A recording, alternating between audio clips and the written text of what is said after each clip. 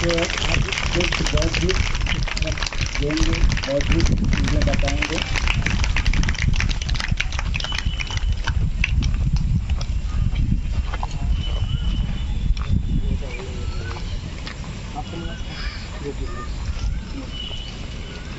सभी बोलेंगे भारत माता की। एक बार खड़े होकर इनका सभी अभिवादन करें तालियों से। कोसी ग्रुप आपका स्वागत करता है। सभी अपनी जगह पर बैठ जाएं और सब सर की बातों को सुने,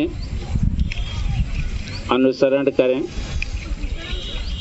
भारत माता की जय। भारत माता की जय। भारत माता की जय। ये वाला मोहल्ला थोड़ा अच्छे से बोला है, ये वाले कमजोर पड़ रहे हैं। एक बार फिर से हो जाए। भारत माता की जय। भारत माता की जय। अब कुछ आवाज आई है, कराची तक तो पहुंच गई है। नहीं, लाहौर तो नजदीक पड़ता है। आदरणीय जायसवाल जी, हमारे अन्य मित्रगण एवं प्रिय विद्यार्थी बंधुओं, आज हम लोग यहाँ पर एक छोटे से विषय को ध्यान में रखने के लिए और उस पर विचार और चिंतन मनन करने के लिए इकट्ठे हुए हैं। वैसे तो हम लोग रेगुलर इकट्ठे होते हैं, लेकिन आज कुछ 5-7 मूलभूत बातें जो जीवन के लिए आवश्यक हैं, उन सभी बातों को ध्यान में रखने का प्रयास करेंगे। अभी हम समझ सकते हैं कि आजादी का अमृत महोत्सव चल रहा है,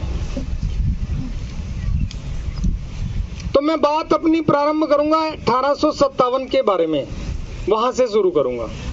आप लोगों में से 1857 द रेवोल्यूशन ऑफ 1857 किस किसने सुना उसके बारे में? बहुत अच्छे, हाथ नीचे करिए। अच्छा, उस क्रांति के बारे में कोई भी एक स्टूडेंट वो ये बता सकता है कि कौन उसके सूत्रधार थे? और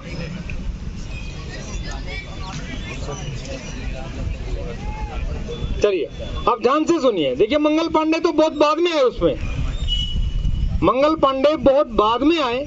उससे पहले सावरकर की एक बुक है, उस बुक में वर्णन है the first war of independence, the revolution of 1857। Vinayak Damodar Savarkar की एक पुस्तक है। 1857 के बाद 1907 में 50 साल जब 1857 की क्रांति के पूरे हो गए थे, उस समय वो पुस्तक का प्रकाशन हुआ था, और उस पुस्तक के कुछ तथ्य हैं जो आपके सामने रख रहा हूं मैं। 1857 की क्रांति से ठीक 2.5-3 साल पहले एक बहुत बड़े क्रांतिकारी थे, उनका नाम था नाना साहब पेशवा। हम सबने नाम सुना होगा।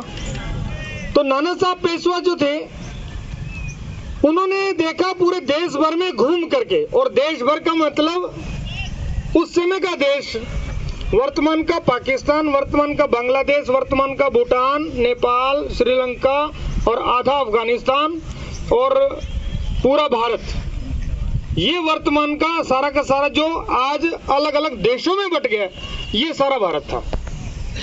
तो इस भारत के उन्होंने घूम करके उनका भ्रमण किया, और निष्कर्ष क्या निकला कि इस पूरे के पूरे देश में अंग्रेजों की जो पॉपुलेशन है, अंग्रेजों की जो आबादी है, केवल 60,000 है, और भारतवर्ष के लोगों की आबादी वो 31 करोड़ है। आप सोचिए, 60,000 लोग 31 करोड़ लोगों पर राज कर रहे हैं। और उन्होंने फिर प्लान किया कि इन लोगों से हम आजादी पा सकते हैं, और नाना साहब पेशवा ने पूरी मास्टर प्लानिंग की। आप क्या समझते हो, 1857 केवल छोटा सा एक सैनिक विद्रोह था क्या? तो एक सोचा समझा प्लान था। और 2.5-3 साल पहले उन्होंने एक पूरा प्लान किया और वो प्लान ऐसे ही, बिठूर नाम का एक स्थान है कानपुर में, उत्तर प्रदेश में। बिठूर में एक बहुत बड़ी इस प्रकार के, जैसे आप लोग बैठे हैं ऐसा एक मैदान है वहां पे। उस मैदान में सभी क्रांतिकारियों को, देश भर के क्रांतिकारियों को और देश की आजादी चाहने वाले लोगों की एक मीटिंग की, एक जनसभा की, और उसमें यही बात रखी कि अंग्रेजों की आबादी है केवल 60,000 और हिंदुस्तान के ऊपर राज करने वाले लोग 60,000 अंग्रेजों से हम आजादी प्राप्त कर सकते हैं, और हिंदुस्तान के लोगों की आबादी है 31 करोड़। तो बोलो आजादी चाहते हो कि नहीं चाहते हो? तो सब लोगों ने यही कहा कि हाँ चाहते हैं। और उसके बाद सभी को फिर बाद में नाना साहब पेशवा ने फिर वहां पर शपथ दिलाई, और उस क्रांति के 2 प्रतीक रखे गए मित्रों।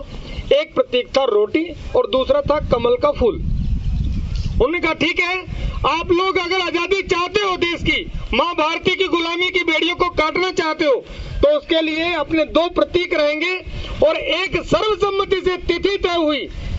देश के सभी क्रांतिकारियों ने एक तिथि निर्धारित की, एक डेट निश्चित की, और उस डेट का नाम था 31 मई 1857। आप सबने पढ़ा होगा इसके बारे में। 31 मई 1857 से पहले अनुशासन नहीं तोड़ेंगे, और 31 मई तक पूरे देश में एक जन जागरण का काम करेंगे। उसके बाद क्रांतिकारियों का एक दल जो है वो गांव-गांव में निकला, और दूसरा दल सैनिक छावनियों में निकला। गांव-गांव में जो क्रांतिकारियों का दल जाता था, वो क्रांतिकारियों का दल वो जाकर के सारे गांव के लोगों को ऐसे इकट्ठे करता था, और इकट्ठे करने के बाद उनको बोलते थे भाई 31 करोड़ लोगों पर 60,000 अंग्रेज राज कर रहे हैं, बोलो आजादी चाहते हो कि नहीं चाहते हो? तो सभी ने कहा कि हाँ चाहते हैं। तो ठीक है, ये रोटी है, ये रोटी क्योंकि आम आदमी के पेट से जुड़ी हुई है, तो आम आदमी के पेट से जुड़ी हुई रोटी यानी अन्न देवता की कसम खा करके तुम लोग शपथ लीजिए कि 31 मई 1857 से पहले अनुशासन नहीं तोड़ेंगे। 31 मई 1857 को अंग्रेज हमारे गांव में जिस हालत में मिलेगा, किसी भी कंडीशन में मिलेगा, अंग्रेज को मार देंगे और अपने देश को आजाद करा लेंगे। ऐसी पूरी प्लानिंग, पूरा शपथ ग्रहण समारोह होता था, और गांव के सभी लोग अन्न देवता की कसम खाते थे। उसके बाद अपने गांव से, अपने घर से थोड़ा थोड़ा आटा लेकर आते थे, उससे एक बड़ी रोटी तैयार करते थे, वो दूसरे गांव में लेके जाते थे। आप समझिए, हिंदुस्तान के 1, 2, 4, 5 गांव में ये काम नहीं हुआ, लाखों गांव में ये काम हुआ, लाखों गांव में, और सभी गांव में यही शपथ खिलाई जाती थी। उसके बाद दूसरी जो टुकड़ी जाती थी क्रांतिकारियों की, वो सैनिक छावनियों के बीच में जाती थी, और वो सैनिक छावनियां आप समझ सकते हो, यहाँ इंदौर में कैंट है, इसी तरह से जबलपुर में कैंट है, लाहौर में कैंट था, कराची में कैंट था, दिल्ली कैंट था, लुधियाना कैंट था, जालंधर कैंट था, अंबाला में कैंट था, रोहतक में कैंट था। ऐसे पूरे देश भर में अलग अलग जगह पर सैनिक छावनियां थी, जो कैंट थे। उनमें जाकर के सैनिकों के सामने भी यही बात क्रांतिकारी रखते थे, और उनके सामने कमल का फूल रखते थे। उनको कहते थे कि देखो तुम्हारे खून का रंग भी लाल है, और इस कमल के फूल का रंग भी लाल है, कि 31 मई 1857 को ध्यान रखिए, 31 मई 1857 से पहले अनुशासनहीनता नहीं करेंगे, ऐसा संकल्प लेते थे। अपने खून की कसम खा करके इस प्रकार का संकल्प क्रांतिकारी लिया करते थे, वो सैनिक लिया करते थे, और उन सैनिकों को समझाते भी थे। बाद में क्रांतिकारी बोलते थे कि 31 करोड़ के लोगों की आबादी के ऊपर राज करने का केवल और केवल एक ही कारण है, तुम लोग जो सैनिक लोग हैं, वो अंग्रेजों का छोटा सा शब्द बोलते ही फायर, निर्दोष हिंदुस्तानियों के सीनों को छलनी कर देते। इसीलिए अंग्रेज राज करने में सफल हुए। तो सबको कसम खिलाई जाती थी 31 मई 1857। ध्यान रखिए, 31 मई को जिस समय भी अंग्रेज हमारी सैनिक छावनी में आएगा, अंग्रेज नाम का कोई भी व्यक्ति या अंग्रेज कोई भी अधिकारी आएगा, उसको मार देंगे और अपने देश को आजाद करा लेंगे। ऐसा पूरा प्लान हिंदुस्तान की सभी सैनिक छावनियों में हुआ, एक भी सैनिक छावनी छूटी नहीं है। आप समझिए कितना बड़ा मास्टर प्लान था। लेकिन चलते चलते समय की धारा ने एक अच्छा मोड़ लिया, एक बुरा मोड़ लिया। और वो बुरा मोड़ क्या लिया? 10 मई 1857 को एक सैनिक छावनी में छोटा सा विद्रोह हुआ बैरकपुर में। और 2 अंग्रेज ऑफिसरों की गोली मारकर वहां हत्या कर दी गई। अब इससे अंग्रेजों को कानो कान जो खबर नहीं लग रही थी, अंग्रेजों को इससे पता लगे कोई ना कोई इस प्रकार की देश में कोई ना कोई उबाल हो रहा है।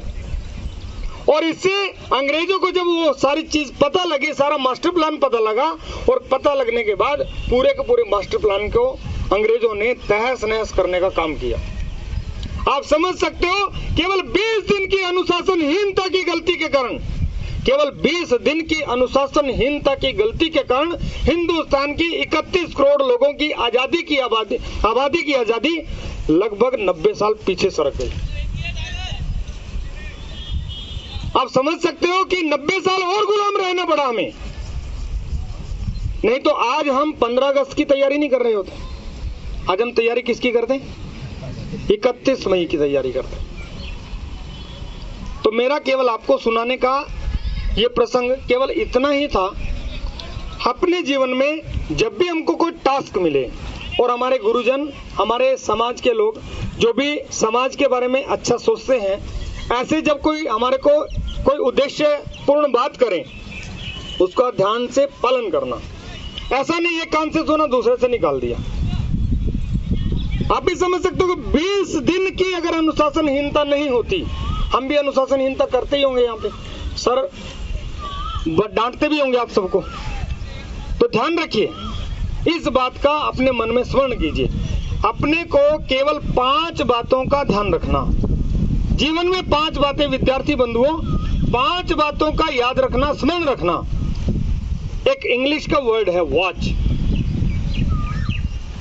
वॉच वर्ड का अगर हमको इसको एलैबोरेट करेंगे तो इसमें वॉच का मतलब होता है देखना। देखना यानी अपने अंतरात्मा को देखना। अपने से अच्छा वॉचमैन कोई नहीं है हमारा। मुझे मेरे से ज्यादा अच्छे से कोई नहीं जानता। इसीलिए आप भी अपने मन में झांक करके देखिए कि आपको अपने से ज्यादा अच्छी तरह से कौन जान सकता है? कोई नहीं जानता। इसलिए वॉचमैन, खुद का वॉचमैन बनना। तो इसमें 5 अक्षर हैं, WATCH, वॉच। वॉच का अर्थ है, W का अर्थ है वॉच योर वर्ड्स। पहले तोलो फिर बोलो। अपने शब्दों को ऐसे नहीं कुछ भी बोल दिया, कुछ भी मुंह से बक दिया। तो एक व्यक्ति ने मेरे को व्हाट्सएप पे एक मैसेज भेजा और उस मैसेज में उसने लिखा कि विज्ञान कहता है कि जीभ पर लगा हुआ घाव सबसे जल्दी ठीक होता है। जीभ पर लगा हुआ घाव सबसे जल्दी ठीक होता है, लेकिन ज्ञान कहता है कि जीभ से लगा हुआ घाव कभी ठीक नहीं होता। इसलिए पहले तोलो फिर बोलो। ऐसा नहीं कुछ भी मुंह में बक दिया, किसी को कुछ भी बोल दिया। एक कहानी है वचन का तीर। उस कहानी में बोला गया है, उस कहानी में कहा गया है, उसका सार है कि हम जो बोलते हैं उसका प्रभाव एक व्यक्ति विशेष पर नहीं पड़ता, अपितु संपूर्ण ब्रह्मांड उससे प्रभावित होता है। दूसरा अक्षर है ए। इसका अर्थ है वॉच योर एक्शन। हम जो कृति करते हैं, हम जो काम करते हैं, उस काम का भी हमारे जीवन में कहीं ना कहीं रोल रहता है। समाज पर उसका असर होता है। हम जा रहे हैं यहाँ से तैयारी करने के बाद, हमने नीचे से पत्थर उठाया और स्ट्रीट लाइट पर मार दिया। आप सोचिए कि ऐसा थोड़ी ना कि भी आपकी कृति को कोई नोट नहीं कर रहा। तो आपके द्वारा किए गए हर काम को नोट करता है समाज। तो वॉच योर एक्शन। आपके द्वारा जो भी किया जाएगा उसको भी समाज नोट करता है। अगला अक्षर है टी। इसका अर्थ है वॉच योर टाइम। आज की डेट क्या है? आज डेट क्या है? 14 मई। 14 मई। अब ध्यान रखिए, मैंने बोला वॉच योर टाइम। जिंदगी में 14 मई 2022 आज के बीतने के बाद कभी आ सकता है क्या? इसका मतलब क्या है कि अपने टाइम को भी ऐसे ही, कई बार मैं पूछता हूँ कई लोगों से, और भाई साहब क्या हाल चाल है? बोलते कर रहे हैं टाइम पास। जीवन टाइम पास करने के लिए मिला क्या? जीवन टाइम पास करने के लिए मिला क्या? 2 स्टूडेंट एक ही स्कूल में पढ़ते हैं, एक ही कॉलेज में पढ़ते हैं, एक बहुत अच्छी ग्रोथ लेता है और एक बहुत अच्छे जीवन गुजारता है अपना, और बहुत हाइट पर जाता है। उनमें से कोई कलाम बनता है, कोई मोदी बनता है, कोई कुछ अलग अलग जगह पर पहुंचता है। और दूसरा उन्हीं के साथ पढ़ने वाला वो रेडी लगा रहा होता है। आप सोचिए, क्लास में एक में ही बैठते हैं, एक जैसा टीचर है पढ़ाने के लिए, एक जैसा चौक है, एक जैसा डस्टर है, परंतु एक पढ़ करके किस लेवल पर पहुंचता है और दूसरा। तो इसका मतलब अपने टाइम को भी ठीक से समझ करके काम करना, क्योंकि समय और सागर की लहर किसी की प्रतीक्षा नहीं करती, इसलिए ध्यान रखना। अगला अक्षर है सी, इसका अर्थ है watch your character. This is the most important thing. English में कहावत है, if wealth is lost then nothing is lost. यदि आपके पास से पैसा चला गया तो कुछ नहीं गया, सब कुछ आपके पास है। If health is lost then something is lost. यदि आपका शरीर खराब हुआ तो कुछ आपका गड़बड़ हुआ है। But if character is lost then everything is lost. यदि चरित्र चला गया, चरित्र खराब हो गया, इसका मतलब सब कुछ बर्बाद हो गया। इसलिए अपने कैरेक्टर को भी संभाल कर रखने की आवश्यकता है। और मैंने आपको पहले ही बोला, अपने से अच्छा वॉचमैन कोई नहीं हो सकता। मैं अपने जीवन का सबसे अच्छा वॉचमैन हूं। और अंतिम अक्षर है एच, इसका अर्थ है वॉच योर हेल्थ। अपना शरीर भी मजबूत चाहिए, अपना शरीर भी ताकतवर चाहिए। ऐसा नहीं है थोड़ी सी धूप देखी, हांफने लग गए, चक्कर आ गए। होता होगा अपने में से भी ऐसे बहुत सारे लोगों को, चक्कर आकर के नीचे बैठ गए। तो शरीर इस प्रकार का नहीं चाहिए। शरीर में कुछ ना कुछ अंदर अंदरूनी ताकत चाहिए, बाहरी आकर्षण, जिम वाला नहीं। जिम वाला ना, आकर्षण की बात नहीं मैं कर रहा हूं। मैं आकर्षण आंतरिक ताकत की बात कर रहा हूं, अंदरूनी शक्ति। तो इसका मतलब वॉच योर हेल्थ, अपने शरीर को भी मजबूत बनाना। और उसमें एक संस्कृत में कहावत है, उस संस्कृत में कहा जाता है, उसमें कहा जाता है कि भाई जो शरीर माध्यम खलु धर्म साधनम। शरीर जो है सभी प्रकार के इच्छाओं को पूर्ति करने का एक साधन है। सब प्रकार के काम किससे होंगे? शरीर से होंगे। इसलिए अपना शरीर भी मजबूत बनाना, स्वामी विवेकानंद की तरह, स्वामी दयानंद की तरह, चंद्रशेखर आजाद की तरह, यानी शरीर भी ताकतवर चाहिए। बस इतनी बात आप लोगों से कह करके मैं अपनी वाणी को विराम देता हूं। आप ध्यान में रखिए 5 बातों को, watch your words, watch your action, watch your time, watch your character, watch your health.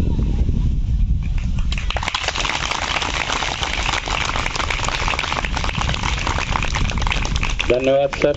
ये सभी जाने वाले अपने जीवन में कुछ न कुछ जरूर लेकर जाएंगे और उतारेंगे और अनुसरण करेंगे और अपने जीवन को उज्जवल करेंगे। ये जो चयनित होकर आए प्लीज आ जाएं यहाँ पास में, ये अपना अनुभव शेयर करेंगे। प्लीज आइए यहाँ, आ जाओ। इस दिन का तो इंतजार रहा ही होगा आपको कि कब हम मंच पे आके अपना अनुभव शेयर